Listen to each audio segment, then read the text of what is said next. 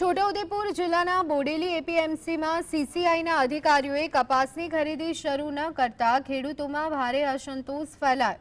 ટેકાના ભાવ 8,100 રૂપિયા, પરંતુ ખરીદી ન થતા ખેડૂતોને ખુલ્લા બજારમાં ક્વિન્ટલે માત્ર 6,000 થી 6,500 રૂપિયા જ મળ્યા, જેને કારણે ખેડૂતોને 1,500 થી 2,000 રૂપિયાનું નુકસાન સહન કરવાનો વારો આવ્યો। सीसीआई અને જીન માલિકો વચ્ચે કપાસના પિલાણના ભાવમાં વધારાની માંગને લઈ અને સમજૂતી ન થતા હાલ સીસીઆઈએ ખરીદી શરૂ ન કરી।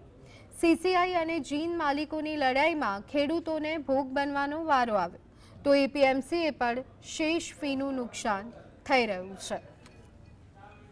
કપાસ વેચવા અમે આવ્યા છે માર્કેટમાં અને સીસીઆઈનો ભાવ 8100 છે। અત્યારે અમારે 6,000નો ભાવ મળ્યો છે। 6,000માં અમારે કશું જ ભાવ નથી કહેવાય। ખેડૂત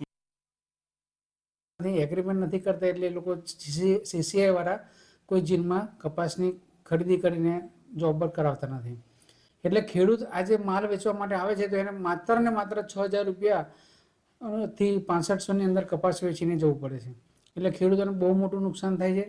તો અમારે બજાર સમિતિને એવું છે કે વેપારીઓ, જીનર્સો અને સીસીઆઈ એ લોકો પરામર્શ કરીને વહેલામાં વહેલી તકે એનું નિરાકરણ લાવે અને ખેડૂતોને જે સરકારે ટેકાનો ભાવ જાહેર કરેલો છે 8,060 એ ભાવથી